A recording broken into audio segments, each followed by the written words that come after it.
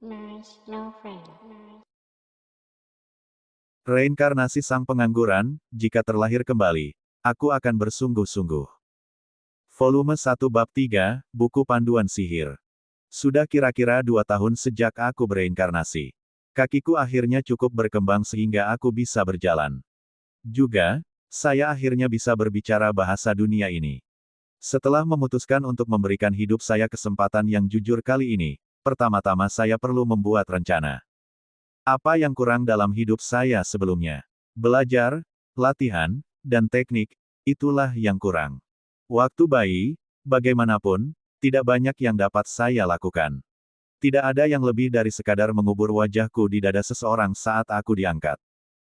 Setiap kali saya melakukan itu pada pelayan, dia tidak berusaha menutupi ketidaksenangan di wajahnya, jelas, dia bukan penggemar anak-anak.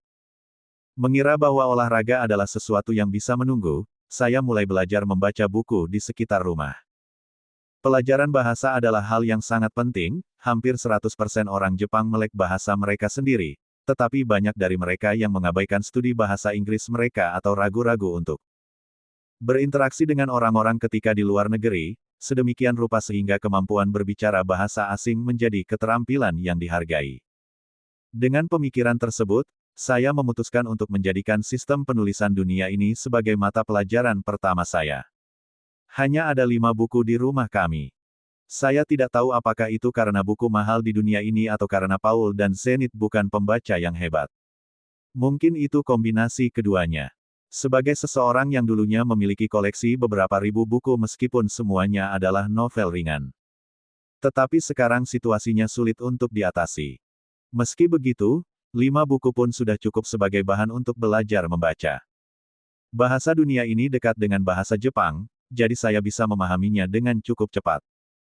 Karakter tertulisnya benar-benar berbeda, tetapi tata bahasanya mendekati apa yang saya kenal, yang untungnya berarti saya sangat perlu mempelajari kosakata, bagian yang bagus yang sudah saya pelajari.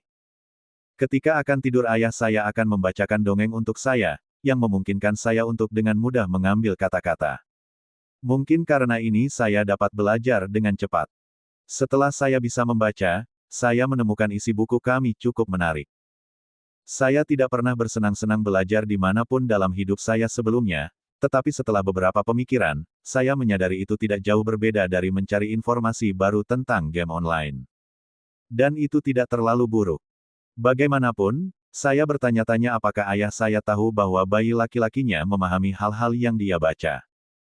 Maksudku, aku baik-baik saja dengan itu, tapi kupikir anak normal seusiaku akan mengamuk atau semacamnya, jadi itulah yang aku lakukan. Inilah 5 buku di rumah kami, Wandering the World, panduan referensi ke berbagai negara di dunia dan karakteristik uniknya. Ekologi dan kelemahan monster Vitoa, yang merinci berbagai makhluk mengerikan di wilayah Vitoa, tempat tinggal mereka, dan cara menghadapinya. Sebuah buku teks sihir, panduan mantra serangan penyihir, mulai dari level pemula hingga mahir. The Legend of Perugius, sebuah dongeng tentang pemanggil bernama Perugius dan teman-temannya, yang melawan iblis dan menyelamatkan dunia dalam epik klasik baik versus kejahatan. The Three Swordsmen and the Labyrinth, sebuah kisah aksi dan petualangan di mana 3 ahli pedang dengan gaya berbeda bertemu dan menuju ke kedalaman labirin tituler. 2 yang terakhir pada dasarnya adalah novel fantasi, tetapi 3 lainnya dibuat untuk dipelajari dengan baik. Itu adalah buku ajar sihir yang secara khusus menarik perhatian saya. Sebagai seseorang yang datang dari dunia tanpa sihir, kesempatan untuk membaca dokumentasi aktual di dalamnya sangat relevan dengan minat saya. Membaca buku itu mengajari saya beberapa hal mendasar. Pertama, sihir datang dalam 3 jenis, sihir serangan, untuk berperang melawan orang lain, sihir penyembuhan, untuk mengobati luka orang lain, dan memanggil sihir, untuk memanggil segala sesuatunya. Dan itu dia. Sepertinya ada banyak hal lain yang dapat Anda lakukan dengan sihir, tetapi menurut buku teks, sihir adalah sesuatu yang lahir dan berkembang dalam pertempuran, dan oleh karena itu tidak banyak digunakan di luar pertempuran atau berburu. Kedua, Anda membutuhkan kekuatan magis untuk menggunakan sihir artinya, siapapun dapat menggunakan sihir selama mereka memiliki kekuatan magis. Terutama ada 2 cara untuk melakukan ini, menggunakan kekuatan magis bawaan seseorang atau menggunakan kekuatan magis yang tertanam dalam suatu objek. Keduanya sudah cukup. Tidak ada contoh spesifik, tapi saya mendapat kesan bahwa orang yang melakukan yang pertama seperti generator listrik mereka sendiri, sedangkan tipe kedua harus menggunakan baterai. Di masa lalu, kata buku itu, orang sebagian besar menggunakan kekuatan di dalam tubuh mereka sendiri untuk sihir. Tetapi ketika penelitian tentang sihir berkembang, segalanya menjadi semakin kompleks. Oleh karena itu, sumber energi magis yang dapat dibuang dikembangkan dengan kecepatan eksplosif. Orang-orang dengan cadangan magis yang kuat telah mampu melakukannya, tetapi mereka yang memiliki sedikit kekuatan bahkan tidak dapat menggunakan mantra dasar, dan oleh karena itu para master magis lama mengembangkan cara untuk menarik kekuatan dari hal-hal selain diri mereka sendiri dan menyalurkannya ke dalam sihir. Ketiga, ada dua cara melakukan sihir, mantra dan lingkaran sihir. Ini tidak membutuhkan terlalu banyak penjelasan, ini hanya mengacu pada pengucapan kata-kata atau menuliskan pola mistik untuk membaca mantra. Di masa lalu, lingkaran sihir adalah sumber utama kekuatan magis, tetapi di zaman modern, mantra jauh lebih umum. Di masa lalu, bahkan mantra sihir terpendek pun membutuhkan 1 atau 2 menit bukan sesuatu yang bisa Anda gunakan dalam panasnya pertempuran. Tapi begitu Anda membuat lingkaran sihir, Anda bisa menggunakannya berulang kali. Mantra mulai menjadi norma ketika seorang penyihir berhasil memperpendeknya. Mantra yang paling sederhana dikurangi menjadi sekitar 5 detik, dan akibatnya menjadi satu-satunya cara orang menggunakan sihir serangan. Untuk ritual yang lebih kompleks yang terlibat dalam sihir pemanggilan, di mana efisiensi yang lebih besar tidak dapat dicapai, lingkaran sihir tetap menjadi sarana utama. Keempat, jumlah kekuatan magis yang dimiliki seseorang ditentukan sejak lahir. Dalam RPG khas Anda mendapatkan lebih banyak MP saat naik level, tetapi hal-hal tidak berjalan seperti itu di dunia ini. Hampir semua orang terjebak di tempat mereka berada. Hampir semua orang, yang menyiratkan bahwa beberapa orang berubah seiring waktu. Saya bertanya-tanya kelompok mana yang akan saya ikuti. Buku itu juga mengatakan bahwa tingkat kekuatan magis seseorang diwariskan. Aku tahu ibuku bisa menggunakan sihir penyembuhan, jadi mungkin tidak apa-apa untuk memiliki ekspektasi untuk diriku sendiri. Tetap saja, saya merasa tidak nyaman. Bahkan jika orang tua saya unggul dalam hal-hal semacam ini, saya tidak yakin gen saya sendiri dapat melakukannya. Untuk saat ini, saya memutuskan untuk mencoba sihir paling sederhana yang saya bisa. Buku teks itu mencakup mantra dan mantra lingkaran sihir. Karena yang pertama sekarang menjadi arus utama, dan aku tidak punya apa-apa untuk menggambar lingkaran sihir, aku memilih untuk memulai dengan mempelajari mantra. Seperti yang saya pahami, saat cakupan mantra semakin besar, panggilan yang terlibat semakin lama, sampai Anda akhirnya perlu menggunakan lingkaran sihir secara bersamaan. Tetapi jika saya memulai dengan hal-hal yang lebih sederhana, saya seharusnya baik-baik saja. Penyihir paling mahir, kata buku itu, bisa merapal mantra tanpa melafalkan apapun atau setidaknya mempersingkat waktu mantra secara drastis. Saya tidak yakin mengapa pelatihan memungkinkan orang menghindari mantra.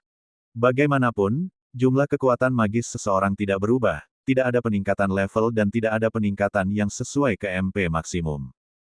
Mungkin dengan latihan, jumlah MP yang dihabiskan untuk mantra berkurang. Tapi menghabiskan lebih sedikit MP tidak akan membuat prosesnya kurang terlibat, bukan?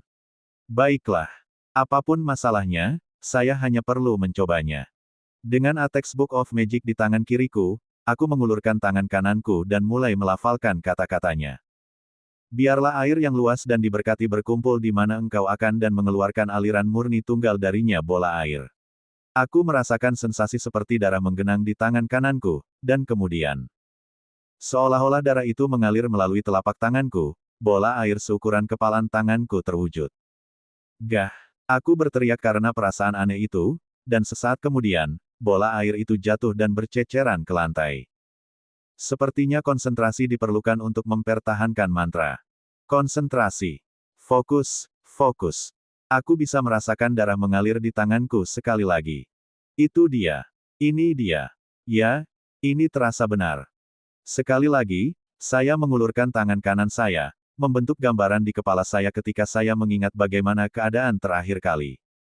Saya tidak yakin berapa banyak kekuatan magis yang saya miliki, tetapi saya pikir saya tidak bisa terus menggunakannya berulang kali. Rencana saya adalah mempraktikkan satu hal pada satu waktu sampai saya bisa melakukannya. Saya akan membentuk gambaran itu dalam pikiran saya dan memainkannya, berulang kali, dan mencoba menerapkannya pada kenyataan. Jika gagal, saya akan mengingat kembali gambar itu sampai saya membuatnya terpampang sempurna di dalam kepala saya.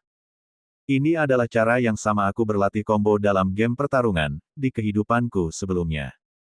Berkat itu, saya hampir tidak pernah mengacaukan combo selama pertandingan sungguhan. Mudah-mudahan bisa diterapkan metodologi pelatihan saya juga bagus di sini. Saya menarik napas dalam-dalam. Darahku mengalir ke seluruh tubuhku, dari jari kakiku ke atas kepalaku, berkumpul di tangan kananku, mengisinya dengan kekuatan. Kemudian, saya merasakan kekuatan itu muncul di depan telapak tangan saya. Sekarang, sedikit demi sedikit, dengan sangat hati-hati, pikiranku sejalan dengan detak jantungku. Bola air, air, basah. Celana dalam basah. Ups, itu baru saja masuk ke sana. Kembali ke sini, lalu. Aku mengencangkan sabuk pengaman, dan memutuskan untuk melakukannya. Air, hah. Aku berteriak dalam refleks murni saat tanganku teracung di depanku, jari-jari terbuka. Saat itu juga, bola air muncul. Wah, apa? Splish. Saat saya kaget, bola air jatuh ke lantai. Tunggu. Saya tidak meneriakkan mantra, bukan.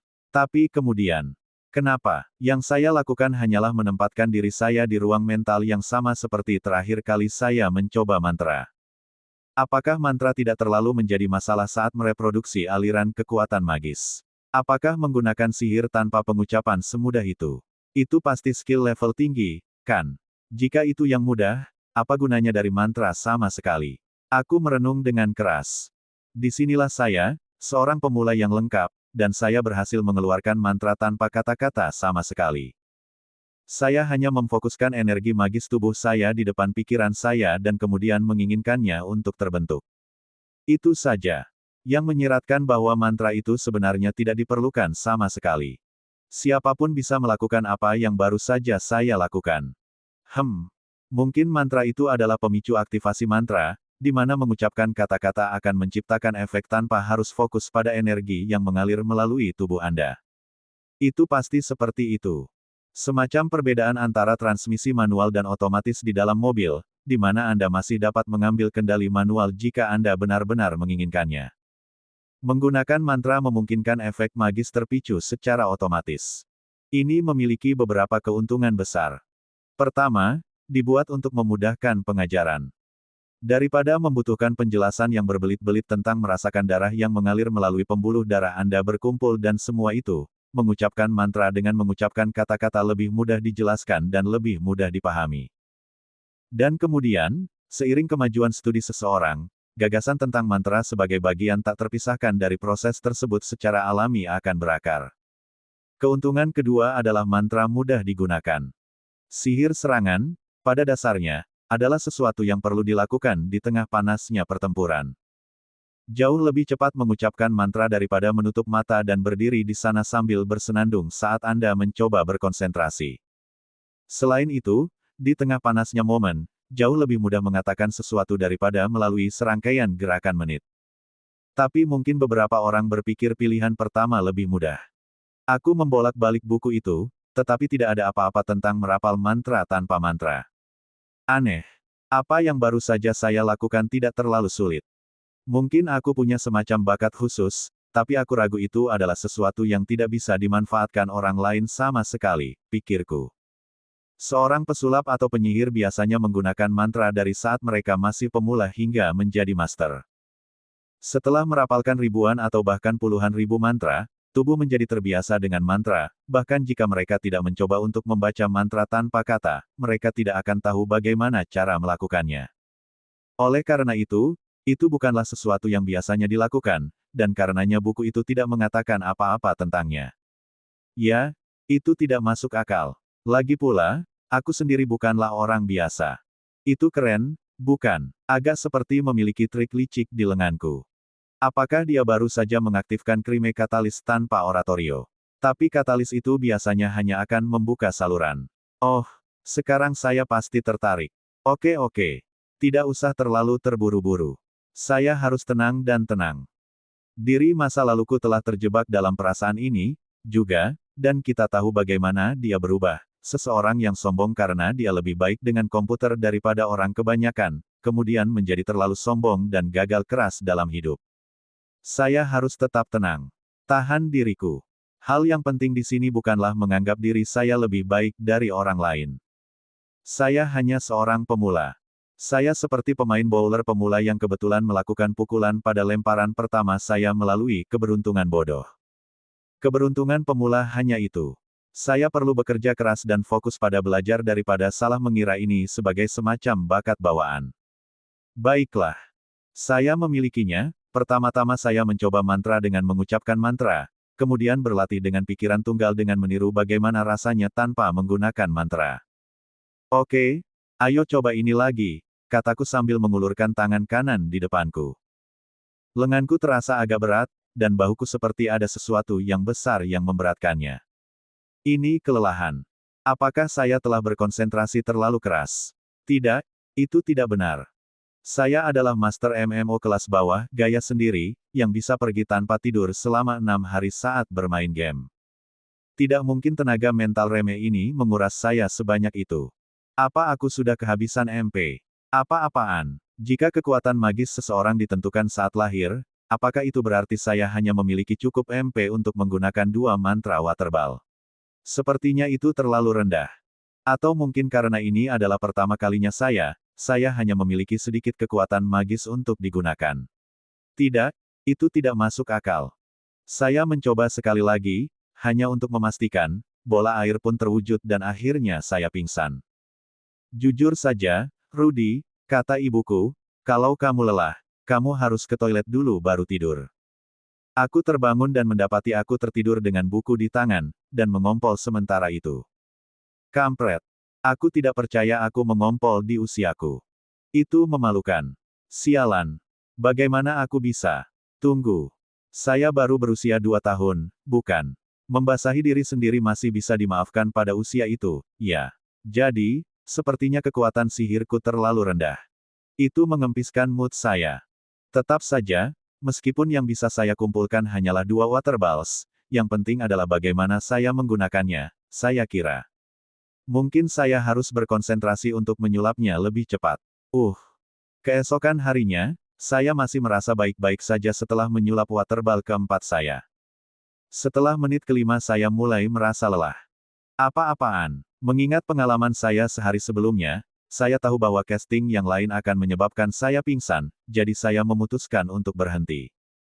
Dan kemudian saya tersadar, itu membatasi saya pada 6 waterballs 2 kali lipat dari apa yang saya lakukan kemarin. Aku menatap ke dalam ember yang berisi air senilai 5 mantra dan bertanya-tanya mengapa aku bisa melakukannya 2 kali lebih banyak dari hari sebelumnya. Apakah saya lebih lelah karena ini pertama kalinya? Apa mantranya menghabiskan lebih banyak MP karena ini pertama kalinya aku mengcastnya? Aku akan melemparkan semua mantraku hari ini tanpa mantra, jadi aku ragu itu ada hubungannya dengan itu. Saya tidak tahu. Mungkin kemampuan saya akan berkembang lebih jauh keesokan harinya. Keesokan harinya, jumlah waterball saya meningkat secara signifikan. Sekarang saya sampai 11 tahun. Apa kesepakatannya? Rasanya semakin saya menggunakan mantranya, semakin saya bisa menggunakannya. Jika saya benar, saya akan mampu melakukan 21 hari berikutnya. Sehari setelah itu, untuk berjaga-jaga, saya hanya membuat 5 bola air sebelum membatalkannya sehari. Sehari setelah itu, saya berhasil 26. Tebakanku benar menggunakan mantra lebih sering memungkinkan saya untuk melemparkan lebih banyak. Saya telah dibohongi. Apa semua hal tentang cadangan magis seseorang sudah ditetapkan saat lahir? Orang-orang hanya menetapkan batasan pada bakat secara alami, padahal masih bisa dikembangkan. Beraninya orang dewasa memberitahu anak-anak di mana batas mereka.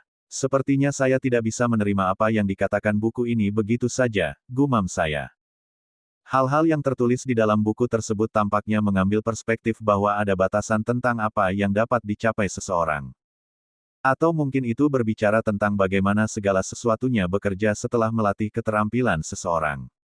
Mungkin buku itu mengatakan bahwa ada batas atas pada kekuatan magis sehingga tidak ada upaya dan pelatihan lebih lanjut yang dapat membuat Anda melewatinya. Tidak. Masih terlalu dini untuk sampai pada kesimpulan itu. Untuk saat ini, itu hanya hipotesis. Mungkin itu seperti. Mungkin kekuatan seseorang meningkat saat mereka dewasa, atau sesuatu. Dan menggunakan sihir selama masa kanak-kanak mungkin dengan cepat menyebabkan batas atas itu meningkat. Yang berarti saya sendiri memiliki kualitas khusus yang tidak.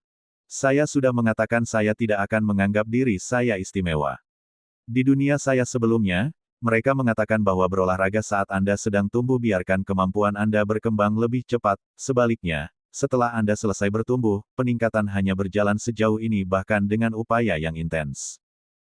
Kami mungkin berbicara tentang sihir di dunia ini, tetapi realitas bagaimana tubuh manusia bekerja setiap orang berbeda. Prinsipnya masih sama. Yang berarti hanya ada satu hal yang harus saya lakukan, terus mengasah keterampilan saya sebaik mungkin selagi saya masih tumbuh dewasa. Keesokan harinya, saya memutuskan bahwa saya akan terus mendorong sihir saya hingga batasnya setiap hari, yang meningkatkan seberapa banyak saya dapat menggunakannya. Karena saya bisa menciptakan kembali perasaan yang benar, merapal mantra tanpa mantra cukup mudah. Saya berharap untuk menguasai mantra pemula untuk setiap cabang sihir tidak lama lagi. Yang saya maksud dengan mantra pemula adalah mantra paling dasar yang dapat digunakan untuk menyerang. Ini termasuk mantra seperti Waterball dan Fireball, serta mantra tingkat pemula lainnya. Mantra dipecah menjadi 7 tingkat kesulitan: pemula, menengah, mahir, suci, raja, kekaisaran, dan ilahi. Biasanya, penyihir dengan pelatihan bisa menggunakan mantra tingkat lanjut dari disiplin ilmu sihir yang mereka fokuskan, tetapi hanya bisa menggunakan mantra pemula atau menengah dari sekolah lain. Begitu seseorang dapat merapal mantra dengan peringkat lebih tinggi dari advance, mereka diakui sebagai Fire Saint atau Water Saint atau apapun, tergantung pada cabang yang mereka pilih. Sihir suci. Aku agak berharap menjadi sebaik itu suatu hari nanti. Buku teks sihir saya, bagaimanapun, hanya memasukkan mantra api, air, angin, dan bumi hingga tingkat mahir. Kalau begitu, di mana saya akan belajar sihir suci? Tidak, aku seharusnya tidak terlalu memikirkan itu, aku memutuskan. Dalam permainan RPG, jika Anda memulai dengan melawan semua monster terkuat terlebih dahulu, kemungkinan besar itu hanya akan membuat frustrasi. Anda harus mulai dengan hal-hal tingkat rendah, seperti Slime. Meskipun saya pribadi tidak pernah berhasil menyelesaikan apapun dalam game itu, bahkan ketika saya mulai dengan Slime. Mantra air level pemula yang tercantum dalam buku tebal adalah sebagai berikut: Waterball, melempar proyektil bola air. Water Shield, menyebabkan semburan air meletus dari tanah, membentuk dinding. Water Arrow, meluncurkan gelombang air dengan panjang kira-kira 20 cm ke target. Ice Smash, menyerang lawan dengan gundukan es. Ice Blade, menciptakan pedang yang terbuat dari es. Ini semua adalah mantra pemula, tetapi jumlah kekuatan magis yang mereka butuhkan sangat berbeda, kira-kira antara 2 kali dan 20 kali lebih banyak dari mantra Waterball dasar. Untuk fundamental saya berpegang pada sihir air. Jika saya mencoba sihir api, saya mungkin secara tidak sengaja membakar rumah itu. Berbicara tentang sihir api, jumlah energi magis yang Anda masukkan ke dalam mantra memengaruhi suhu hasil, jadi masuk akal jika mantra es tingkat lanjut bekerja dengan cara yang sama. Tetapi terlepas dari kenyataan bahwa buku tersebut menyatakan bahwa Waterball dan Water Arrow seharusnya terbang di udara, saya tidak dapat membuat mereka melakukan itu karena suatu alasan. Saya tidak yakin mengapa. Apakah saya salah mendapatkan beberapa bagian dari mantra? Aku tidak tahu. Sebuah buku ajar sihir memang mengatakan sesuatu tentang ukuran dan kecepatan mantra. Mungkin, setelah menyulap proyektilku, aku perlu memberinya energi magis tambahan untuk mengontrol gerakannya. Saya memutuskan untuk mencobanya. Hah, aku bergumam saat bola airku membesar. Wah, dan kemudian, splash. Oh, aku menjatuhkannya lagi ke lantai. Setelah itu, saya bereksperimen dengan membuat waterball semakin besar dan kecil. Saya mencoba membuat 2 waterball sekaligus, lalu mencoba mengubah ukurannya secara terpisah. Saya menemukan beberapa hal, tetapi masih tidak berhasil membuat mantra saya terbang. Mantra api dan angin tetap melayang di udara, karena tidak terpengaruh oleh gravitasi, tapi gagal dan menghilang setelah beberapa saat. Saya mencoba menggunakan angin untuk memindahkan bola api yang melayang, tetapi saya mendapat kesan ada yang tidak beres dengan itu. 2 bulan kemudian, berkat percobaan gagal dalam studi saya berhasil menerbangkan waterball. Hasil akhirnya menjadi jelas, mengapa mantra menjadi bagian penting dari proses tersebut. Semua mantra mengikuti proses yang sama, asal mula mantra, penentuan ukuran, penentuan kecepatan, dan kemudian aktivasi. Castor adalah orang yang mengatur 2 langkah perantara sebelum menyelesaikan mantranya. Pertama, perapal mantra menyebutkan bentuk mantra yang ingin mereka gunakan. Selanjutnya, ada jendela waktu di mana mereka dapat menambahkan kekuatan magis tambahan untuk memengaruhi ukurannya. Ketiga, setelah ukurannya ditentukan, ada jendela lain untuk menyesuaikan kecepatan mantra. Akhirnya, perapal mantra melepaskan mantra akhir dari tangan mereka. Begitulah cara kerjanya. Atau setidaknya bagaimana saya memahaminya. Triknya adalah menambahkan kekuatan magis dalam 2 tahap terpisah setelah pengecoran awal. Ada perintah untuk itu. Kecuali Anda melakukan sesuatu untuk menyesuaikan ukuran mantra, Anda tidak dapat melanjutkan untuk menyesuaikan kecepatannya. Masuk akal jika Anda mencoba mengubah kecepatan mantra terlebih dahulu, Anda hanya akan membuatnya lebih besar dan tidak lebih. Dalam hal itu, saat menggunakan sihir tanpa mantra, perapal mantra harus menahan seluruh proses itu di kepala mereka. Kedengarannya seperti ketidaknyamanan, tapi itu mempersingkat waktu yang dibutuhkan untuk memasukkan mantra dengan kekuatan untuk mempengaruhi bentuk dan kecepatannya.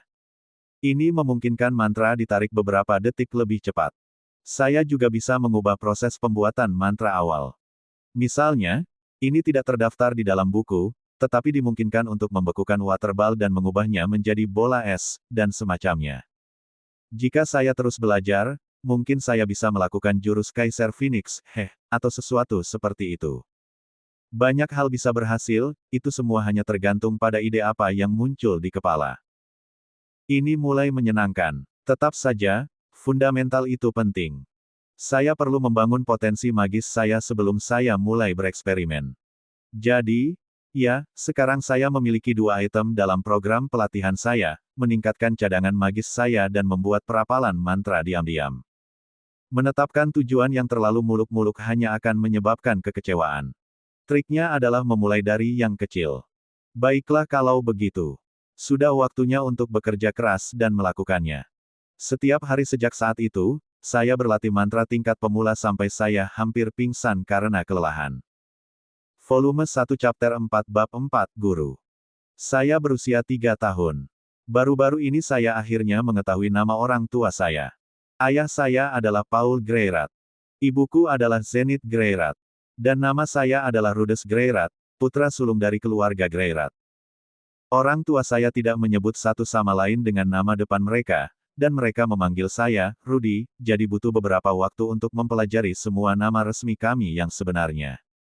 Wah, Rudy sangat menyukai buku itu, bukan? Zenith berkata sambil tersenyum saat aku memikirkannya dengan buku ajar sihir di tangan, seperti biasanya. Orang tua saya tampaknya tidak peduli dengan cara saya selalu membawa-bawa buku itu. Bahkan ketika saya sedang makan, saya tetap menyimpannya di bawah lengan saya. Namun, saya tidak pernah membacanya di depan mereka bukan karena saya ingin merahasiakan bakat saya, tetapi hanya karena saya tidak yakin apa pandangan dunia tentang sihir ini. Kembali ke dunia lamaku, misalnya, perburuan penyihir pernah menjadi sesuatu Anda tahu, di mana mereka akan membakar hidup-hidup yang dicurigai sebagai penyihir karena bidah. Tentu saja, mengingat buku teks sihirku adalah semacam panduan praktis, sihir mungkin tidak dianggap bidah di dunia ini, tetapi itu tidak berarti orang-orang mungkin masih memandangnya secara samar-samar. Mungkin sihir adalah sesuatu yang hanya Anda lakukan saat Anda dewasa. Jika tidak ada yang lain, para penyihir berisiko pingsan jika mereka menggunakannya terlalu banyak, orang mungkin berpikir itu bisa menghambat pertumbuhan anak. Dengan semua itu dalam pikiran, saya memutuskan untuk merahasiakan bakat magis saya dari keluarga saya. Karena itu, aku harus berlatih merapal mantra di luar jendela, jadi ada kemungkinan aku akan ketahuan. Tapi aku tidak punya banyak pilihan, jika aku ingin menguji seberapa cepat aku bisa meluncurkan mantraku. Pelayan kami, yang namanya Lilia, rupanya kadang-kadang menatapku dengan waspada dan penuh curiga, tetapi orang tuaku tetap sebodoh biasanya, jadi aku cukup yakin aku aman. Jika orang mencoba menghentikan saya tidak akan melawannya, tetapi saya tidak ingin menyia-nyiakan masa kecil saya saat saya masih memilikinya. Saya perlu melenturkan bakat saya sekarang, sebelum menjadi kaku dan menjadi terlalu kaku. Sekarang adalah waktu bagi saya untuk memanfaatkan hal-hal sebaik mungkin. Kemudian, suatu sore, pelatihan sihir rahasiaku berakhir. Cadangan sihirku telah tumbuh dalam jumlah yang layak, jadi aku membaca mantra untuk mantra tingkat menengah dengan agak santai. Water cannon, mungkin hanya ukuran 1, kecepatan 0 pikirku. Saya membayangkan bahwa, seperti biasa, air akan menggenang ke dalam ember saya. Mungkin akan mengalir, tapi pasti tidak terlalu banyak. Jadi, aku merapalkan mantranya. Dan meluncurkan sejumlah besar air yang meledakkan lubang besar di dinding. Saya berdiri di sana, tercengang, menyaksikan air menetes dari tepi kayu lubang itu. Saya terlalu bingung untuk memikirkan apa yang harus saya lakukan. Mengingat ukuran lubangnya, orang akan tahu bahwa itu dibuat dengan cara gaib. Tidak ada yang bisa saya lakukan untuk mengubahnya sekarang. Saya hanya pasrah. Paul adalah orang pertama yang bergegas ke kamar. Apa yang terjadi? Dia berteriak. Wah, rahangnya jatuh melihat lubang di dinding. Apa-apaan? Tunggu Rudy. Apakah kamu baik-baik saja? Paul adalah orang baik. Jelas sekali bahwa akulah yang melakukan ini, tetapi yang dia pedulikan hanyalah bahwa aku baik-baik saja. Dia terus waspada, dengan hati-hati memeriksa sekeliling. Apakah ada monster? Dia bergumam pelan. Tidak, tidak di sekitar bagian ini. Oh, astaga, kata Zenith saat dia masuk ke kamar. Dia selalu jauh lebih tenang dari ayahku. Dia pertama-tama melihat ke dinding yang hancur, lalu ke genangan air di lantai. Hah, tatapannya tertuju ke buku teks sihirku dan tertuju pada halaman tempat bukunya dibuka. Ibuku melihat bola-bali antara aku dan buku itu, lalu berjongkok di depanku. Dia menatap mataku, mulutnya membentuk senyuman hangat. Senyuman itu seperti hampir sampai ke matanya. Itu sangat menakutkan. Aku ingin membuang muka, tapi aku berusaha sekuat tenaga untuk menjaga tatapanku tetap terkunci dengan Zenith. Jika saya belajar sesuatu dari pengalaman saya sebagai freeloader pengangguran, jika membuang muka itu hanya memicu kemarahan dan menantang, ketika Anda melakukan sesuatu yang buruk hanya membuat situasi menjadi lebih buruk. Jadi aku tidak akan mengalihkan pandangan dari matanya, apapun yang terjadi. Saat ini, saya perlu menunjukkan ketulusan. Dan cara termudah untuk melakukannya adalah dengan melakukan kontak mata, setidaknya Anda akan terlihat tulus, terlepas dari apa yang Anda rasakan. Rudy, apakah kamu mengucapkan beberapa kata dari buku itu dengan lantang? Zenith bertanya. Maaf, jawab saya dengan anggukan kecil. Permintaan maaf langsung paling baik jika Anda melakukan kesalahan. Hanya aku yang bisa melakukan ini, jadi berbohong tentang itu hanya akan merusak kepercayaan orang tuaku padaku. Kembali ke kehidupan lamaku, aku mengatakan kebohongan biasa setelah kebohongan biasa sampai tidak ada yang percaya padaku. Saya tidak akan membuat kesalahan itu lagi. Maaf, tanya Paul. Itu adalah sihir tingkat menengah. Oh, sayang, apa kamu dengar itu? Zenith menyela, dan mencicit. Oh, aku baru tahu anak kita jenius. Dia mengepalkan tangannya menjadi kepalan kecil dan melompat-lompat kegirangan. Yah, dia benar-benar sedang dalam suasana hati yang baik. Saya kira itu berarti permintaan maaf itu diterima. Zenith jelas sangat senang dengan perkembangan ini, tetapi Paul masih terlihat bingung. Tunggu, tunggu, katanya sambil menatapku. Kami bahkan belum mengajarimu cara membaca atau... Kita harus segera menyewa tutor untuknya. Oh, dia akan tumbuh menjadi penyihir yang luar biasa, aku tahu itu. Reaksi Zenith terhadap kemampuanku untuk menggunakan sihir adalah salah satu kegembiraan yang nyaris tidak terkendali. Terbukti, ketakutan saya bahwa anak-anak tidak boleh menggunakan sihir tidak berdasar. Sementara itu, Lilia dengan santai dan tanpa kata-kata mulai membersihkan. Entah dia sudah tahu aku bisa menggunakan sihir, atau dia sudah curiga. Karena kemampuan ini tampaknya tidak terlalu buruk, sepertinya dia tidak terlalu peduli. Atau mungkin dia hanya ingin melihat orang tuaku bahagia. Sayang, ayo kita pergi ke Roa besok dan posting pekerjaan untuk seorang tutor. Kata Zenith. Kita perlu memastikan Rudy bisa mengasah bakatnya. Zenith sangat senang, mengoceh terus dan terus tentang bagaimana putranya adalah seorang jenius karena tiba-tiba mendemonstrasikan bakat sihir. Aku tidak tahu apakah dia hanya menjadi ibu yang bangga atau apakah bisa menggunakan mantra tingkat menengah dianggap mengesankan. Pasti yang pertama, kan?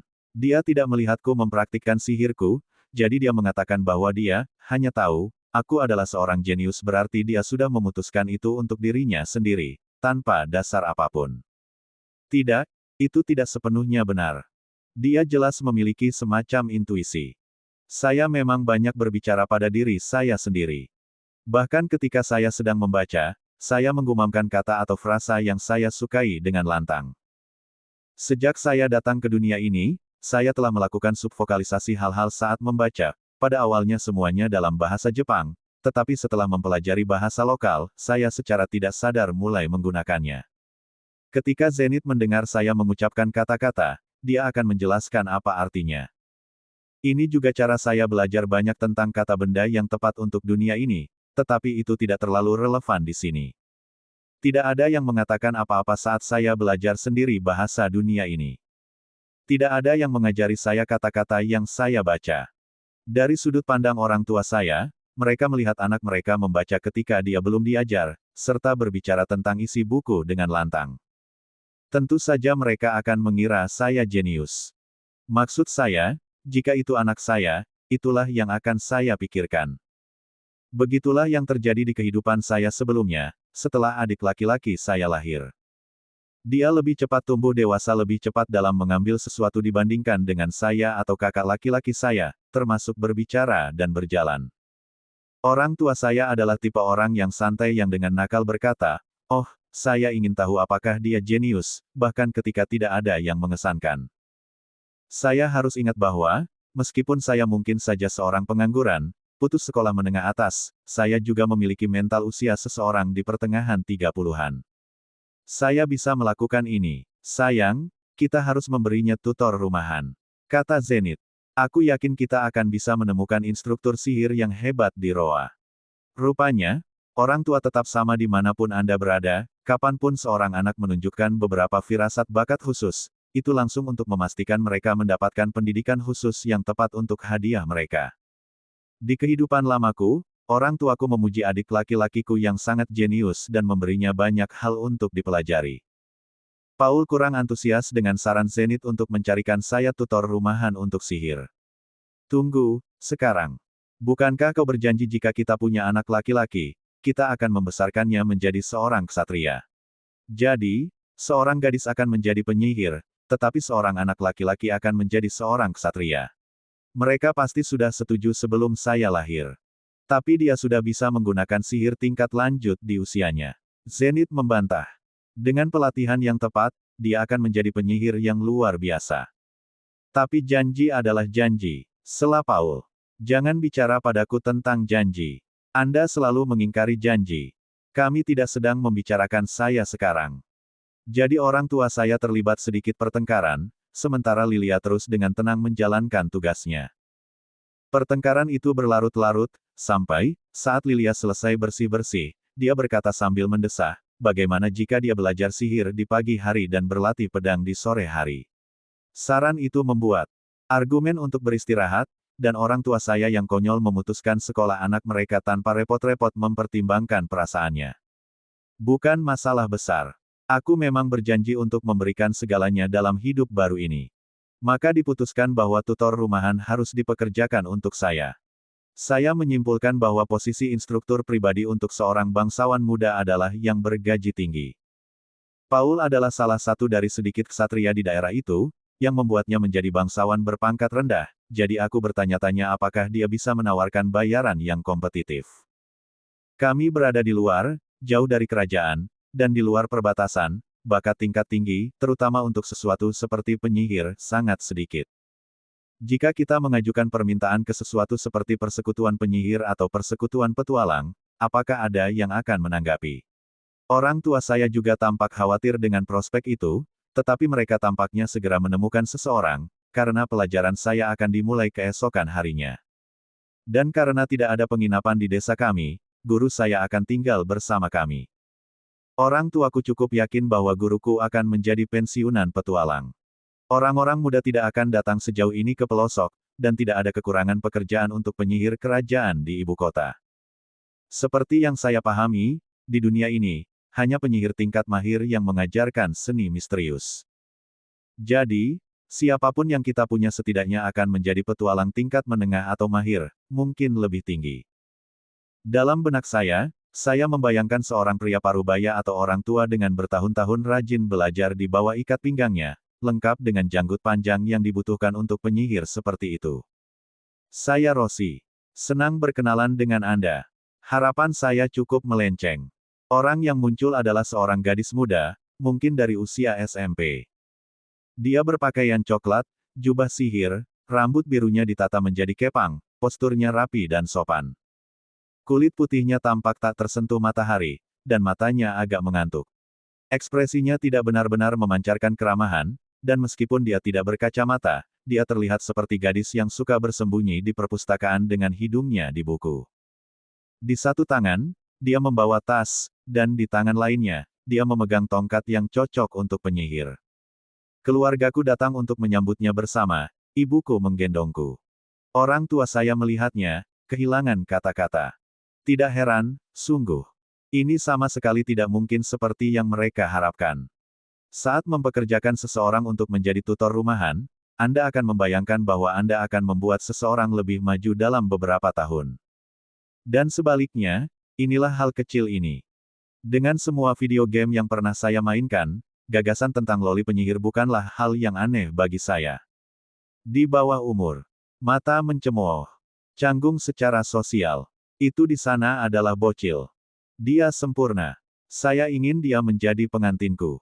Oh, apakah kamu pengajar ke rumah? Zenith akhirnya bertanya. Bukankah kamu sedikit, Paul menyela. Orang tua saya memilih kata-kata mereka, jadi saya memutuskan untuk terus terang dan menyelesaikan kalimat ayah saya. Kamu kecil. Hei, tidak sopan, balas Rosie. Dia benar-benar tampak peka tentang subjek itu. Dan aku bahkan tidak membicarakan tentang payudaranya. Rosie menghela nafas. Jadi, di mana muridku ini? Tanyanya sambil melihat sekeliling. Oh, itu pasti anak kita di sini, jawab Zenith, sambil sedikit memantulkanku ke pelukannya. Aku mengedipkan mata pada Rosie. Matanya melebar, dan dia menghela nafas sekali lagi. Ini kadang-kadang terjadi, gumamnya pelan. Anak-anak menunjukkan tanda-tanda tumbuh sedikit cepat dan orang tua sialan menyadari bahwa dia punya bakat khusus. Hei, aku dengar itu, Rosie. Maksudku, aku sangat setuju dengannya, tapi tetap saja. Anda mengatakan sesuatu, tanya Paul. Oh, tidak ada, jawabnya. Saya hanya tidak yakin bahwa putra Anda akan dapat memahami prinsip-prinsip sihir. Oh, jangan khawatir, kata Zenith, dipenuhi dengan kebanggaan keibuan. Rudy kecil kita di sini luar biasa. Sekali lagi, Rosie menghela nafas. Baiklah kalau begitu. Saya kira saya hanya harus melakukan apa yang saya bisa. Dia terdengar seperti dia sudah memutuskan itu sia-sia. Jadi, itu adalah hari pertama mengambil kelas dengan Rosie di pagi hari dan berlatih pedang dengan Paul di sore hari. Oke, jadi buku teks sihir ini di sini. Sebenarnya, sebelum kita membahasnya, bagaimana kalau kita melihat seberapa banyak sihir yang bisa kamu gunakan, Rudy? Rosie telah membawaku ke halaman untuk pelajaran pertama kami. Saya menyimpulkan bahwa sihir adalah sesuatu yang biasanya dilakukan di luar. Heck, saya sudah belajar secara langsung apa yang bisa terjadi jika Anda melepaskan sihir di dalam rumah. Orang tidak ingin berkeliling membuat lubang di dinding atau apapun. Pertama, saya akan menunjukkan. Biarlah air yang luas dan diberkati berkumpul di mana engkau akan dan mengeluarkan aliran murni tunggal darinya bola air. Saat Rosie melafalkan mantranya, sebuah bola air seukuran bola basket terbentuk di telapak tangannya. Kemudian, dia meluncur dengan kecepatan tinggi ke salah satu pohon di halaman kami. Waterball mematahkan pohon itu menjadi dua seolah-olah itu hanyalah ranting dan membasahi pagar di belakangnya. Itu pasti ukuran 3, kecepatan 4, kalau aku harus menebaknya. Baik, Rosie bertanya. Bagaimana menurut Anda? Ibuku selalu menyukai pohon itu dan menghabiskan banyak waktu untuk merawatnya, jadi menurutku dia akan sangat marah. Hah, betulkah? Tanpa keraguan. Suatu kali, ketika Paul mengayunkan pedangnya, dia secara tidak sengaja memotong salah satu cabang pohon, tetapi Zenith tidak terlalu marah karenanya. Oh, itu tidak bagus, Rosie tergagap, bergegas ke pohon karena panik. Saya harus melakukan sesuatu tentang ini. Dengan mendengus, dia mengangkat kembali batang yang jatuh ke tempatnya. Kemudian, wajahnya memerah dan berusaha keras, dia mulai bernyanyi. Nick, biarlah kekuatan suci ini menjadi makanan yang memuaskan, memberi seseorang yang telah kehilangan kekuatannya kekuatan untuk bangkit kembali menyembuhkan. Perlahan dan pasti, batang pohon tersebut kembali ke posisi semula. Oke, kredit di mana kredit jatuh tempo, itu sangat luar biasa. Fuh, Rosie menarik napas. Kamu juga bisa menggunakan sihir penyembuhan, Nona. Oh ya, mantra tingkat menengah. Oh wow, itu luar biasa. Oh, tidak sama sekali. Dengan pelatihan yang tepat, siapapun bisa melakukan ini. Nada suara Rosie agak kasar, tapi sudut mulutnya melunak, dan hidungnya bergoyang-goyang dengan bangga. Ya, dia senang, baiklah. Yang dibutuhkan hanyalah memberikan pujian. Sangat mudah untuk menyenangkan. Baiklah, Rudy, cobalah. Baik, aku mengulurkan tanganku dan sial. Sudah hampir setahun sejak saya melakukan waterball dengan menggunakan mantra, dan saya tidak dapat mengingat bagaimana kelanjutannya. Rosie baru saja mengatakannya. Ayo lihat. Baiklah, ayo ulangi lagi. Biarlah air yang luas dan diberkati berkumpul di mana engkau akan dan mengeluarkan aliran murni tunggal darinya, kata Rosie tanpa basa-basi. Dia rupanya menganggap ini sesuai dengan kemampuanku. Namun, dia mengatakannya tanpa basa-basi, sehingga saya tidak dapat mengingatnya setelah mendengarnya hanya sekali. Biarlah perairan luas dan diberkati. Aku memulai, dan gagal mengingat sisanya, jadi aku memotong mantranya menjadi pendek. Aku menyulap bola air sedikit lebih kecil dan sedikit lebih lambat dari yang Rosie miliki, lagi pula, jika aku mengalahkannya, dia mungkin menjadi cemberut. Hei, aku suka bersikap baik pada gadis yang lebih muda. Waterball seukuran bola basket menabrak sasarannya dengan cipratan, pohon itu berderit dan retak saat tumbang. Rosie mengarahkan pandangannya pada pemandangan ini, ekspresinya menjadi kaku. Kamu memotong mantramu, bukan? Dia bertanya. Ya. Apakah saya dalam masalah? Itu benar, buku teks sihir tidak mengatakan apapun tentang merapal mantra tanpa mantra. Aku telah melakukannya seolah-olah itu bukan masalah besar, tapi mungkin ini tabu budaya. Atau mungkin dia marah karena aku melakukan sesuatu yang seharusnya membutuhkan lebih banyak pelatihan. Mudah-mudahan, dia hanya menegurku karena ceroboh dengan ucapan mantraku atau semacamnya. Apakah kamu biasanya memotong mantramu pendek seperti itu? Dia bertanya. Saya tidak yakin bagaimana menjawabnya, dan setelah ragu-ragu, memutuskan untuk jujur. Saya biasanya, tidak menggunakannya sama sekali. Lagi pula, aku akan belajar di bawah bimbingannya, jadi dia akan mengetahuinya pada akhirnya. Tidak sama sekali. Mata Rosie membelalak kaget dan tidak percaya saat dia menatapku. Namun, dia dengan cepat mendapatkan kembali ketenangannya. Ya, sekarang saya mengerti. Itu masuk akal. Apakah kamu merasa lelah sekarang? Petik 2. Sedikit, tapi aku baik-baik saja. Saya melihat, ukuran dan kekuatan waterballmu baik-baik saja. Terima kasih, jawabku. Akhirnya, Rosie tersenyum senyuman asli. Dan kemudian dia bergumam pada dirinya sendiri. Mungkin ada baiknya melatih anak ini. Hei Nona, kecilkan suaramu, sekali lagi. Saya masih bisa mendengarmu, batinku. Oke, mari kita lanjutkan ke mantra berikutnya, kata Rosie bersemangat, membolak-balik buku sihir itu lagi. Dari belakang kami, teriakan membelah udara. Zenith keluar untuk melihat bagaimana keadaannya. Dia menjatuhkan nampan berisi minuman yang dibawanya dan membawa kedua tangannya ke mulut saat dia melihat ke arah pohon yang roboh dan hancur. Kesedihan memenuhi wajahnya. Sesaat kemudian, kesedihan itu diganti dengan amarah yang membara. Dia menghampiri Rosie, tepat di depan wajahnya. Nona Rosie, sejujurnya, bisakah Anda tidak menggunakan pohon saya untuk eksperimen? Hei, Rudy yang melakukannya. Petik 2. Jika Rudy melakukannya, itu karena kamu membiarkannya. Bagian putih mata Rossi membesar, tubuhnya menegang seolah-olah petir baru saja meledak. Lalu dia menundukkan kepalanya. Hei, itulah yang Anda dapatkan karena mencoba mengalihkan kesalahan kepada anak berusia 3 tahun. Tidak, kamu benar sekali, gumamnya. Tolong pastikan ini tidak terjadi lagi, Nona muda. Tidak akan, Bu. Saya minta maaf. Zenith pergi ke pohon dan mengembalikannya ke kecantikan sebelumnya dengan sihir penyembuhan sebelum kembali ke rumah. Yah, aku yakin kegagalan ini cukup cepat, Rossi merenung. Malang sekali. Kurasa aku akan diberhentikan besok. Dia duduk di tanah, menggambar lingkaran-lingkaran kecil di tanah. Wow, dia benar-benar tidak bisa menerima hukuman sekecil apapun, bukan? Aku berdiri di sampingnya dan menepuk bahunya, tapi tidak berkata apa-apa. Rudy, saya tidak yakin apa yang harus dilakukan setelah menepuk pundaknya. Aku belum benar-benar memulai percakapan dengan siapapun selama hampir 20 tahun, jadi aku tidak dapat menemukan kata-kata untuk menghiburnya. Sejujurnya saya tidak tahu apa hal yang benar untuk dikatakan dalam situasi seperti ini. Tidak, aku hanya perlu tenang dan berpikir. Apa yang akan dikatakan oleh protagonis dari Sim Kencan dewasa untuk menghibur seseorang di saat seperti ini? Baik. Saya cukup yakin itu akan terjadi seperti ini. Anda tidak gagal di sini, Nona. Rudy.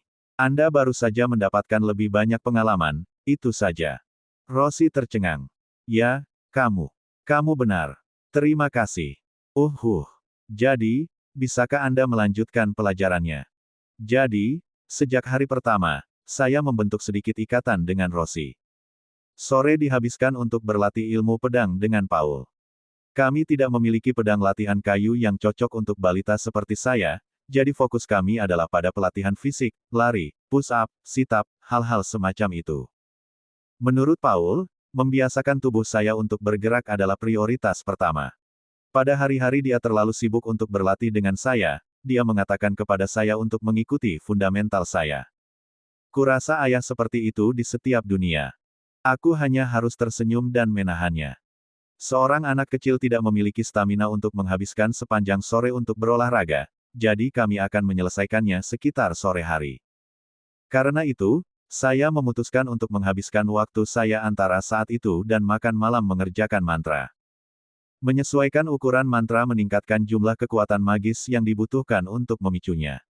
Ada jumlah default kekuatan yang dibutuhkan mantra untuk dilemparkan jika Anda tidak berusaha secara sadar saat mantra selesai, dan membuat mantra yang lebih besar dari itu menghabiskan jumlah kekuatan magis yang lebih besar.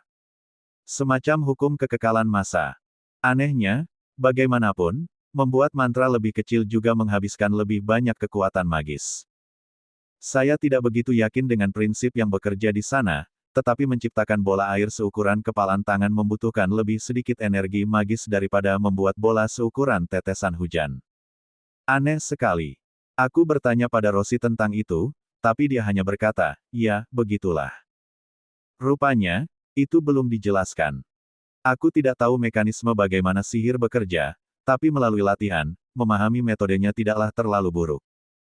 Cadangan sihirku telah tumbuh ke titik di mana aku tidak akan menghabiskannya kecuali aku menggunakan mantra besar. Jika tujuan saya hanyalah untuk menggunakan kekuatan magis saya, maka saya bisa terus melepaskan mantra terkuat yang saya miliki sampai saya kehabisan tenaga. Namun, setelah beberapa saat, saya ingin beralih ke aplikasi sihir yang sebenarnya, jadi saya memutuskan untuk fokus pada latihan sihir yang lebih tepat. Saya ingin membuat efek saya lebih kecil, lebih sempit cakupannya, lebih kompleks, misalnya, membuat pahatan dari es, membuat ujung jari saya bersinar dengan api untuk menulis di papan kayu, mengambil kotoran dari halaman belakang dan memisahkannya menjadi komponen penyusunnya, mengunci dan membuka kunci pintu, dan sebagainya. Membentuk kembali sesuatu yang sudah kuat dan kokoh jelas lebih sulit. Bekerja untuk membentuk kembali logam, misalnya, membutuhkan lebih banyak daya magis. Mengerjakan sihir Anda pada sesuatu yang lebih kecil, pada sesuatu yang lebih rumit, atau mencoba bekerja dengan kecepatan dan ketepatan sekaligus menghabiskan lebih banyak kekuatan juga. Konsentrasi dan usaha yang dibutuhkan terasa seperti mencoba melempar bola cepat dan memasukkan lubang jarum pada saat yang bersamaan. Saya juga bereksperimen dengan menggunakan mantra dari cabang magis yang berbeda pada saat yang bersamaan. Ini membutuhkan lebih dari 3 kali lipat pengeluaran sihir daripada menggunakan 2 mantra dari cabang yang sama. Dengan kata lain, mencoba menjadi cepat dan tepat dengan 2 mantra dari jenis yang berbeda secara bersamaan adalah cara yang bagus untuk meledakkan semua cadangan sihirmu sekaligus. Pelatihan saya terus berlanjut seperti ini, hari demi hari, sampai saya mencapai titik di mana saya tidak dapat melihat dasar di mana cadangan saya terkuras bahkan setelah menghabiskan lebih dari setengah hari menggunakan sihir. Saya merasa bahwa saya telah membangunnya hingga level yang memadai. Apalagi untuk pemalas seperti dulu, pikirku. Tapi saya dengan cepat berhati-hati.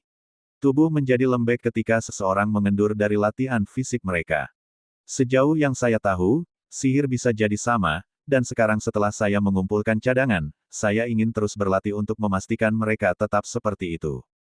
Suatu malam, saat berlatih sihir, aku mendengar suara mesum dari rangka tempat tidur yang berderit dan erangan menyeramkan datang dari suatu tempat. Sebenarnya, bukan di suatu tempat, itu berasal dari kamar tidur Paul dan Zenith. Dalam waktu yang tidak terlalu lama, saya mungkin akan menyambut adik laki-laki atau perempuan. Semoga adik perempuan. Tidak ada lagi adik laki-laki untukku. Dalam mata pikiranku, aku masih bisa melihat adik laki-lakiku di kehidupan masa laluku meringkuk untuk ayunan penuh dengan tongkatnya, menghancurkan PC kesayanganku berkeping-keping. Saya tidak membutuhkan adik laki-laki. Tapi seorang adik perempuan akan menyenangkan. Oh man. Dalam kehidupan lama saya hanya tinggal diam dan menggedor dinding atau lantai untuk membuat orang diam setiap kali saya diganggu oleh suara seperti ini. Berkat itu, kakak perempuan saya berhenti membawa laki-laki pulang sepenuhnya. Sobat, itu membawa kembali kenangan. Pada saat yang sama, saya selalu berpikir bahwa orang yang melakukan hal semacam itu adalah orang jahat di dunia. Itu mengingatkan saya pada orang-orang yang dulu menggertak saya, mencibir saya dari posisi di luar jangkauan saya, mengisi saya dengan kemarahan yang tidak bisa saya jalani. Bahkan jika pelaku entah bagaimana dibawa ke level saya, dia masih akan melihat saya dan bertanya, "Apa, kamu masih di sini?" Itu yang terburuk. Tapi keadaan tidak seperti itu lagi. Mungkin karena saya sekarang masih kecil, atau karena orang tua saya yang melakukannya, atau hanya karena saya lebih fokus pada masa depan saya, mendengar mereka melakukan bisnis benar-benar mencerahkan suasana hati saya. Saya bisa tahu secara kasar apa yang mereka lakukan hanya dari suara.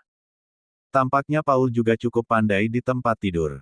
Meskipun Zenith kehabisan nafas, aku mendengar dia berkata, "Oh, aku baru saja menghangatkan badan," sebelum dia kembali menyodorkan.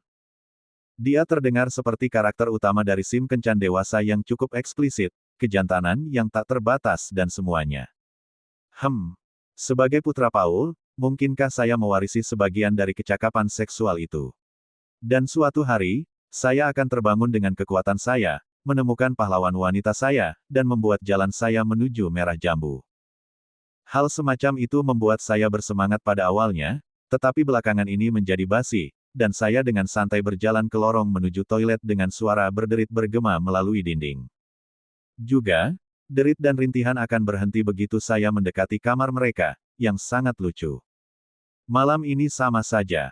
Saya menuju toilet, bertanya-tanya apakah saya harus memberitahu mereka bahwa putra mereka, sekarang bisa berjalan, dan ada di sana. Mungkin kali ini saya harus mencoba mengatakan sesuatu. Mungkin sesuatu seperti, Daat, apa yang kamu lakukan? Kenapa telanjang? Akan menyenangkan mendengar alasan apa yang mereka kemukakan. Hehehe. Dengan pemikiran itu, aku menyelinap keluar dari kamarku diam-diam tetapi seseorang telah menarik perhatianku. Gadis berambut biru itu membungkuk di lorong yang gelap, mengintip ke dalam kamar tidur melalui celah di pintu. Pipinya merah padam, dan napasnya naik turun menjadi terengah-engah, tatapannya terkunci di dalam ruangan. Salah satu tangannya ada di dalam jubahnya, bergerak agak sugestif. Aku diam-diam kembali ke kamarku sendiri. Bagaimanapun, Rosie berada dalam cengkeraman masa remaja, dan aku memiliki kesopanan untuk berpura-pura tidak melihat apapun. Atau, ya, semacam itu. Bagaimanapun, saya sangat menyukai apa yang saya lihat. 4 bulan kemudian, saya bisa menggunakan mantra tingkat menengah. Pada saat itu, Rosie mulai memberiku pelajaran bergaya ruang kelas di malam hari. Dia adalah guru yang baik. Dia cerewet tentang berpegang pada kurikulum tertentu, tetapi dia juga meningkatkan konten pelajaran kami berdasarkan seberapa baik saya memahami berbagai hal. Dia pandai menanggapi muridnya secara intuitif. Dia memiliki sebuah buku yang berfungsi sebagai suplemen untuk buku teks, dari mana dia mengajukan pertanyaan kepada saya. Jika saya benar, kami akan melanjutkan ke yang berikutnya, dan jika saya tidak tahu sesuatu, dia akan dengan sopan menjelaskannya kepada saya. Mungkin kedengarannya tidak banyak, tapi aku bisa merasakan duniaku terbuka. Di kehidupan lamaku, keluarga kami menyewa tutor pribadi ketika kakak laki-lakiku sedang mengikuti ujian masuk. Suatu kali, dengan iseng, saya mendengarkan salah satu kelas mereka, tetapi sepertinya tidak ada yang berbeda dari apa yang diajarkan di sekolah. Sebagai perbandingan, pelajaran Rosie jauh lebih mudah dipahami dan lebih menyenangkan. Gaya mengajarnya cocok dengan saya, dan mendapatkan hasil yang cepat. Tentu saja, tidak ada salahnya guruku adalah seorang gadis cantik seusia SMP. Itu adalah situasi yang luar biasa. Dalam kehidupan lama saya akan benar-benar terangsang. Nona Rosie, kenapa hanya ada mantra yang bisa digunakan dalam pertempuran? Tanyaku tiba-tiba. Oh, ya, sebenarnya bukan itu masalahnya, jawab Rosie. Ayo lihat. Apa cara terbaik untuk menjelaskannya? Oke. Pertama, dikatakan bahwa sihir awalnya diciptakan oleh para High Elf. Wah, Elf. Aha, jadi mereka memang ada. Aku bisa membayangkan mereka, dengan rambut pirang dan pakaian kehijauan, busur diikat di punggung mereka, tentakel yang mengikat mereka semua. Ahem. Oke, harus tenang di sana. Berdasarkan karakter ideografik yang digunakan untuk menulis kata, peri, sepertinya mereka memiliki telinga yang panjang. Nona Rosie, apa itu elf? Saya bertanya. Izinkan saya untuk menjelaskan. Elf adalah ras orang yang saat ini tinggal di bagian utara benua Milis. Menurut Rosie, jauh sebelum perang manusia iblis hebat, ketika dunia dilanda spiral pertempuran dan kekacauan yang tak henti-hentinya, para High Elf, untuk melawan musuh mereka, memohon dengan roh dari hutan untuk mengendalikan angin dan bumi. Dan dengan demikian, mantra sihir pertama lahir. Wow! Jadi ada sejarah lengkap tentang ini dan segalanya. Saya bertanya. Tentu saja ada. Rosie mendengus, menegurku dengan anggukan. Sihir modern mengambil bentuknya dari manusia yang meniru mantra yang digunakan para elf dalam pertempuran dan mengerjakannya ulang. Bagaimanapun, manusia pandai dalam hal semacam itu. Kenapa iya? Hampir selalu manusia yang mendorong inovasi. Hanya ada mantra tempur karena kebanyakan orang hanya menggunakan sihir dalam pertempuran. Untuk hal lain, kamu bisa menggunakan sesuatu yang dekat daripada mengandalkan sihir, Rosie menjelaskan. Sesuatu yang dekat. Maksud kamu apa? Misalnya, jika Anda membutuhkan sumber cahaya, Anda bisa menggunakan lilin atau lentera, bukan? Ah, saya mengerti. Jadi, kami berada di bawah jenis pengaturan, di mana alat-alat dan perangkat yang sederhana untuk digunakan daripada sihir. Itu cukup masuk akal. Memang, casting diam akan lebih mudah lagi. Selain itu, lanjut Rosie, tidak semua sihir digunakan untuk pertempuran. Misalnya, sihir pemanggilan memungkinkan Anda memanggil iblis atau roh yang kuat. Sihir pemanggilan. Apa kamu pikir kamu akan bisa mengajariku secepat itu? Sayangnya tidak. Saya tidak bisa menggunakannya sendiri, jawab Rosie. Tapi untuk kembali ke poin saya sebelumnya, alat magis juga ada. Alat magis. Saya cukup yakin saya tahu apa yang dia maksud, tetapi itu masih agak kabur. Bisakah Anda menjelaskan itu? Saya bertanya. Alat magis adalah perangkat yang memiliki efek magis khusus. Mereka memiliki lingkaran sihir yang tertulis di suatu tempat di dalam diri mereka, jadi meskipun seseorang bukan penyihir, mereka masih dapat memanfaatkannya. Beberapa dari mereka menggunakan kekuatan magis yang sangat besar. Oke, jadi itu cukup sejalan dengan apa yang saya bayangkan. Tetap saja, sayang sekali Rosie tidak bisa menggunakan sihir pemanggilan. Aku cukup memahami prinsip sihir serangan dan sihir penyembuhan, tapi aku tidak tahu bagaimana sebenarnya sihir pemanggil bekerja. Tapi, hei, saya diperkenalkan dengan beberapa istilah baru yang belum pernah saya dengar sebelumnya, perang hebat manusia setan, iblis, roh. Aku cukup memahami mereka di permukaan, tapi kupikir tidak ada salahnya untuk bertanya lebih banyak. Nona Rosie, apa perbedaan antara iblis dan monster? Iblis dan monster tidak terlalu berbeda satu sama lain. Dia menjelaskan bahwa monster adalah hasil mutasi mendadak pada hewan normal. Jika mereka cukup beruntung untuk tumbuh dalam jumlah, memantapkan diri mereka sebagai spesies baru, dan mengembangkan kecerdasan dari generasi ke generasi, mereka menjadi iblis. Namun ternyata, banyak makhluk yang memiliki kecerdasan tetapi tetap menyerang manusia disebut sebagai monster. Ada juga kasus iblis yang tumbuh lebih buas dan brutal dari generasi ke generasi, kembali menjadi monster. Jadi, tidak ada penggambaran yang sepenuhnya konkret antara keduanya. Secara umum, monster menyerang manusia dan iblis tidak. Jadi, iblis hanyalah versi iblis yang lebih berevolusi. Saya bertanya. Tidak, iblis sama sekali berbeda. Nama, iblis berasal dari zaman dahulu kala ketika ras manusia dan iblis bertarung satu sama lain. Apakah itu perang besar manusia iblis yang kau sebutkan sebelumnya? Benar, kata Rossi. Konflik pertama terjadi sekitar 7.000 tahun yang lalu. Wow, sudah lama sekali rasanya hampir pusing untuk dipikirkan. Dunia ini ternyata memiliki sejarah yang cukup panjang. Oh, belum lama ini. Manusia dan iblis masih berperang satu sama lain hingga 400 tahun yang lalu. Itu dimulai 7.000 tahun yang lalu, dan kedua belah pihak terus berkonflik sejak saat itu. 400 tahun terdengar cukup lama seperti itu, tetapi 7.000 tahun pertempuran yang sedang berlangsung. Manusia dan setan harus benar-benar tidak akur. Ah, oke, aku mengerti, kataku. Jadi, apa yang setan? Yah, agak sulit untuk benar-benar mendefinisikannya, kata Rossi. Cara paling sederhana untuk mengatakannya, menurut dia, adalah bahwa iblis, termasuk siapapun yang bertarung di pihak iblis dalam konflik terakhir. Tetapi ini juga memiliki pengecualian.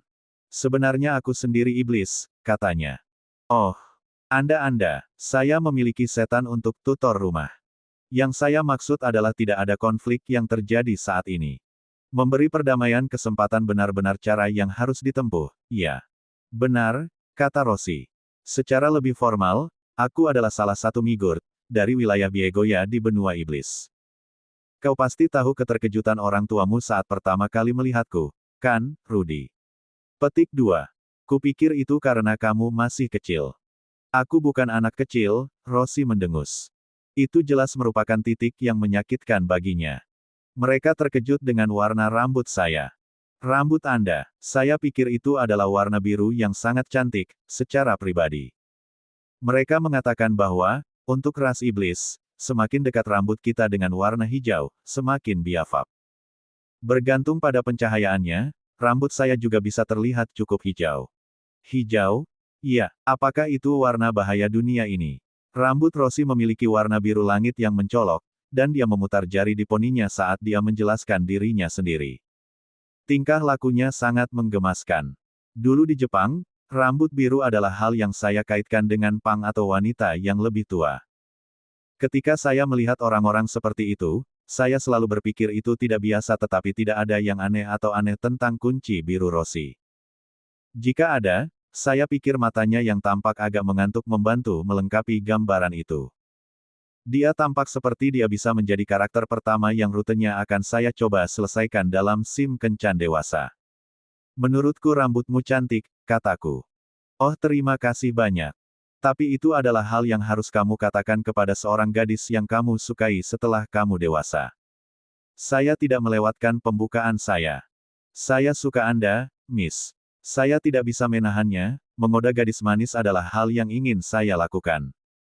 Baiklah, dalam 10 atau 15 tahun lagi, jika perasaan Anda belum berubah, silakan beritahu saya lagi. Dia dengan rapi menolakku, tapi aku masih melihat ekspresi bahagia yang melintas di wajahnya. Saya tidak yakin seberapa besar keterampilan yang telah saya asah dengan bermain SIM kencan akan membantu saya di dunia ini, tetapi jawabannya jelas bukan, di mana-mana. Lelucon dan dialog yang lama dan dimainkan di Jepang mungkin menjadi cara yang unik dan penuh gairah untuk memenangkan hati seseorang di sini. Oke, ya, saya juga tidak yakin apa yang saya coba lakukan. Intinya adalah Rossi itu lucu dan nakal dan aku ingin menekan tombolnya. Namun, perbedaan usia yang cukup jauh di antara kami jelas merupakan masalah. Mungkin sesuatu yang perlu dipikirkan untuk masa depan. Untuk kembali ke pokok bahasan yang ada, kata Rossi, gagasan bahwa rambut berwarna lebih cerah menandakan bahaya hanyalah sebuah tahayul. Oh, ini. Sekarang saya merasa konyol karena telah menganggap serius keseluruhan warna bahaya. Iya. Selama perang 400 tahun yang lalu, Super, ras iblis berambut hijau dari wilayah Babainos, mengamuk secara brutal. Dari situlah asosiasinya berasal, warna rambut seseorang sebenarnya tidak ada hubungannya dengan itu. Amukan brutal, katamu. Memang. Setelah hanya 1 dekade dan perang berubah, mereka menjadi ditakuti oleh teman dan musuh, menjadi sekeras mereka yang dibenci. Mereka sangat berbahaya sehingga, setelah perang, penganiayaan membuat mereka hampir seluruhnya dari benua iblis. Sekutu mereka sendiri mendorong mereka pergi setelah perang. Wow, orang-orang sangat membenci mereka. Saya bertanya. Mereka melakukannya. Apa yang mereka lakukan begitu buruk? Yah, aku hanya bisa memberitahumu apa yang kudengar. Hal-hal seperti menyerang pemukiman iblis sekutu dan membantai wanita dan anak-anak, atau memusnahkan semua musuh mereka di medan perang dan kemudian berbalik untuk melakukan hal yang sama kepada sekutu mereka. Ketika saya masih kecil, saya mendengar cerita seperti itu sepanjang waktu. Jangan begadang, atau Super akan datang dan memakanmu. Hal semacam itu. Hampir terdengar seperti dia sedang berbicara tentang Putawai Man, bugiman dari anime lama itu. Rossi melanjutkan. Orang-orang Migurt dan Super sangat dekat hubungannya, dan kudengar kami dulu diperlakukan sama seperti mereka sebelumnya. Dia berhenti sejenak untuk memastikan dia menarik perhatian saya. Aku membayangkan orang tuamu mungkin akan segera memberitahumu sesuatu seperti ini, tetapi jika kamu pernah melihat seseorang dengan rambut hijau zamrud dan sesuatu yang tampak seperti permata merah di dahi mereka, pastikan kamu tidak mendekati mereka. Dan jika berinteraksi dengan seseorang tidak dapat dihindari, apapun yang Anda lakukan, pastikan Anda tidak membuat mereka marah. Rambut hijau zamrud dan permata merah di dahi. Dia pasti menggambarkan Super itu padaku. Apa yang akan terjadi jika aku membuat mereka marah? Kamu mungkin membuat seluruh keluargamu terbunuh. Kamu bilang hijau zamrud, dengan permata merah di dahi mereka, kan? Betul sekali. Benda di dahi mereka adalah mata ketiga mereka, yang memungkinkan mereka melihat aliran sihir. Apakah semua wanita Super? Saya bertanya. Tidak. Ada pria juga, seperti yang kamu harapkan. Jika mereka melakukan sesuatu dengan permata di kepala mereka, apakah warnanya menjadi biru atau semacamnya? Rossi memiringkan kepalanya dengan bingung. Tidak. Setidaknya, setahu saya tidak. Yah, aku senang bisa menanyakan apa yang kuinginkan. Sepertinya mereka menonjol dan paling mudah dikenali, kataku. Betul sekali. Jika Anda pernah melihatnya, bersikaplah santai, seolah ada hal lain yang harus Anda lakukan, dan keluarlah dari sana. Jika Anda lari tiba-tiba, Anda mungkin memprovokasi mereka. Seperti bertemu beberapa preman dan kabur hanya mengundang pengejaran. Ya, saya punya pengalaman dengan itu. Jadi, jika saya harus berbicara dengan salah satunya, bicaralah dengan sangat sopan dan saya akan baik-baik saja. Selama Anda tidak mengatakan apapun yang secara terang-terangan merendahkan martabat. Maka seharusnya tidak ada masalah, namun, ada banyak perbedaan tentang apa yang umumnya diterima dalam budaya manusia versus budaya setan, jadi Anda mungkin tidak tahu kata-kata apa yang akan memicu ledakan. Paling aman adalah menghindari bersikap sarkastik dan hal semacam itu. Orang-orang ini pasti memiliki emosi yang luar biasa. Rossi pernah berkata bahwa mereka telah menjadi korban penindasan, tetapi sepertinya ketakutan ini ada dasarnya. Maksud saya, jika kemarahan mereka cukup menakutkan untuk memperingatkan orang lain agar menjauh dari mereka astaga. Jika saya terbunuh, saya ragu saya akan cukup beruntung untuk mendapatkan kesempatan ketiga dalam hidup, jadi saya pikir yang terbaik adalah melakukan semua yang saya bisa untuk menghindari. Super ini benar-benar berita buruk. Sekitar 1 tahun berlalu. Pelajaran sihir saya berjalan dengan cepat. Sekarang saya bisa menggunakan mantra tingkat lanjut dari semua cabang sihir yang berbeda. Semua tanpa menggunakan mantra juga, tentu saja. Dibandingkan dengan pelatihan biasa, sihir tingkat lanjut seperti mengupil. Yang saya maksud adalah ada banyak serangan jarak jauh dan mereka merasa sangat canggung untuk digunakan.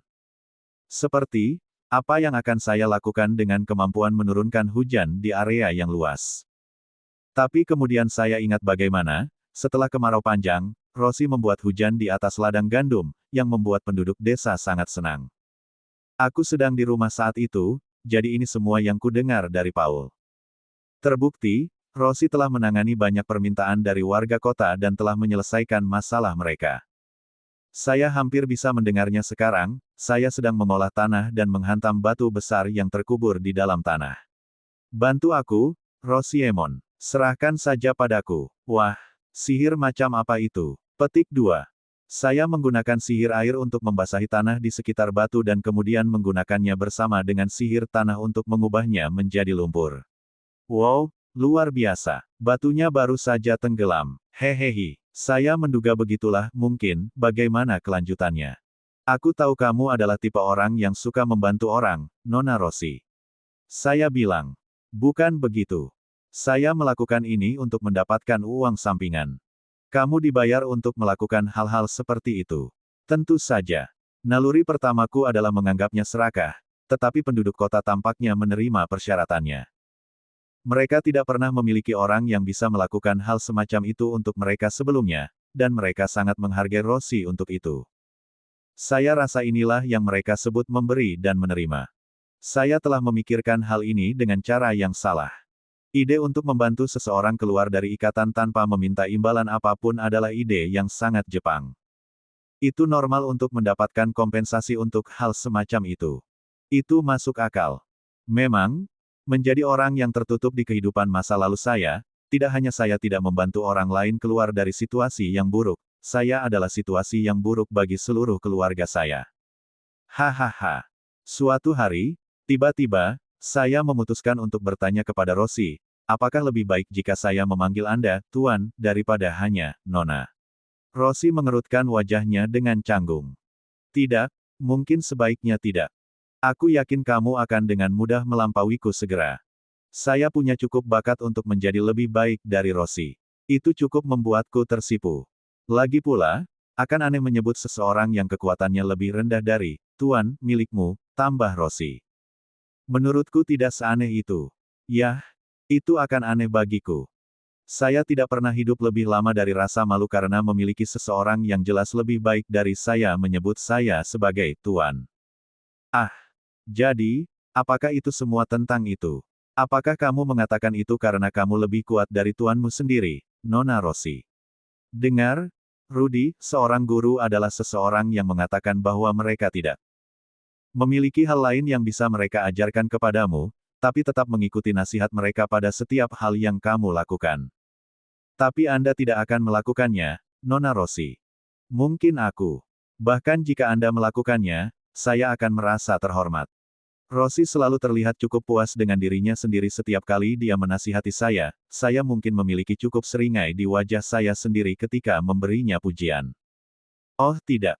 Jika saya membenci bakat murid saya sendiri, tidak ada yang tahu apa yang mungkin saya katakan. Seperti apa? Hal-hal seperti bagaimana aku hanyalah iblis kotor, atau bagaimana kau hanya semacam orang desa.